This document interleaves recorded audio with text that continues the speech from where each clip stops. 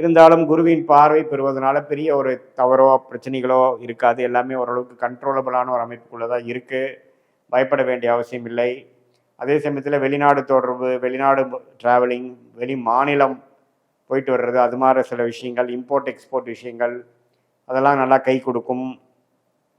அதே சமயத்தில் சூரியன் பாருங்கள் 10ஆம் இடத்துலையே முதல் 2 வாரம் இருந்து நல்லா தொழில் மேன்மை, தொழில் விஷயங்களில் கொஞ்சம் நெக்ஸ்ட் லெவல் ஆஃப் இம்ப்ரூவ்மெண்ட்டை நோக்கி சில செயல்பாடுகளை செய்வது, வேலையிலையும் ஒரு சின்ன ஒரு பெனிஃபிட்ஸ், ஒரு ப்ரமோஷன் வரக்கூடிய அமைப்புகள் இதெல்லாமே உண்டு. அதே சமயத்தில் மாதத்தின் கடைசி 2 வாரத்தில் சூரியன் 11ஆம் இடத்துக்கு வருவது பார்த்திங்கன்னா, அதாவது 11ஆம் இடத்துலேருந்து 12ஆம் இடத்துக்கு வரும்பொழுது பார்த்திங்கன்னா கொஞ்சம் விரயங்கள், சுப விரயங்கள், சுக்கிரனும் 12க்கு வரார். ஸோ சுப விரயங்களும் உண்டு. மாதத்தின் இறுதி 2 வாரங்கள் வந்து விரயங்கள் அதிகமாக இருக்கக்கூடிய அமைப்புகள் உண்டு. ஸோ அதுக்கு தகுந்த மாதிரி சில ஃபினான்ஷியல் பிளானிங் பண்ணிக்கங்க. சுப செலவுகளாக இருந்தால் பரவாயில்லை.